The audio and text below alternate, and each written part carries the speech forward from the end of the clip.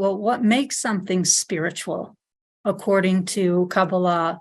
And is the law of attraction, or rather equivalence of form, spiritual or physical in nature? The law of attraction is different than equivalence of form. The law of attraction says you attract what it is that you are in internally. And the vector of the law of attraction is in order for me to become fulfilled with that thing that I desire, and it'll come to me if I do such and such a thing.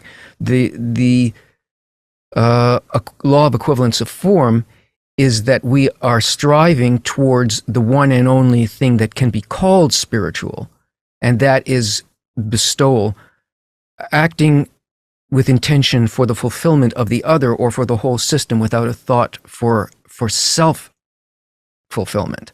It doesn't mean that self-fulfillment doesn't occur. It means that if we want to be in touch with spirituality, we have to be trying to become inwardly like the single quality that is spirituality, which is unconditional bestowal for the good of others and for the whole system. Nothing else is spiritual. There are no spiritual externalities. There is only an intention to fulfill the other without a thought for the self. In the end, everything is fulfilled. So there isn't a problem. But did my heart become changed? Did it become like that, the creator or the basic law of nature? No, not if it was the law of attraction. Yes, if it is the law of equivalence of form. Because then you are one and the same thing. The only thing that really exists are, in reality, our intentions, either the intention to bestow or the intention to receive. That's it. There's nothing else in existence. The desire to bestow is the creator or the creative level.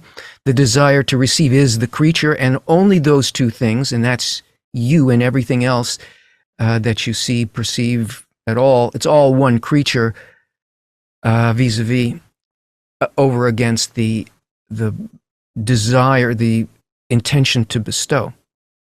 So if you're working towards that, if you're aiming at that, that's spirituality.